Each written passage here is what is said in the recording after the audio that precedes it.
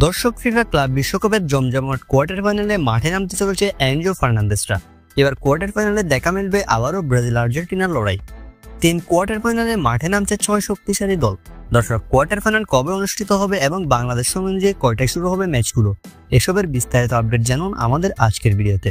দর্শক, FIFA club বিশ্বকাপ যেন রীতিমতো জমে উঠেছে। কোয়ার্টার ফাইনালে উঠেছে আল হিলাল এবং ফ্লুমিনেস, সৌদি ক্লাব আল হিলাল এবং ব্রাজিলিয়ান ক্লাব ফ্লুমিনেস। প্রথম কোয়ার্টার ফাইনালে আগামীকাল অর্থাৎ জুলাইয়ের 4 তারিখ বাংলাদেশ সময় রাত 1টায় মুখোমুখি হবে। 4 জুলাই বাংলাদেশ সময় রাত 1টায়, অর্থাৎ তখন হয়ে যাবে 5 জুলাই। ক্লাব বিশ্বকাপের প্রথম কোয়ার্টার ফাইনালে মুখোমুখি হবে আল হিলাল এবং ফ্লুমিনেস।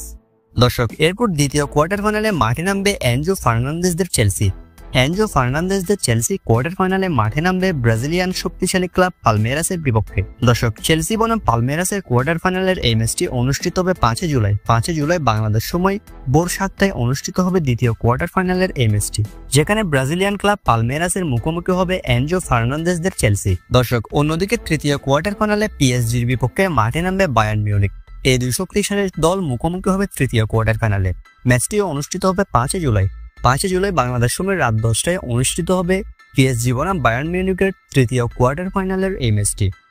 দর্শক, যেখানে কিনা ব্রাজিলিয়ান ক্লাব পালমেরাসকে হারিয়ে এবারের ক্লাব বিশ্বকাপের সেমিফাইনালে যাওয়ার সুবর্ণ সুযোগ হয়েছে এনজো ফার্নান্দেসদের চেলসি।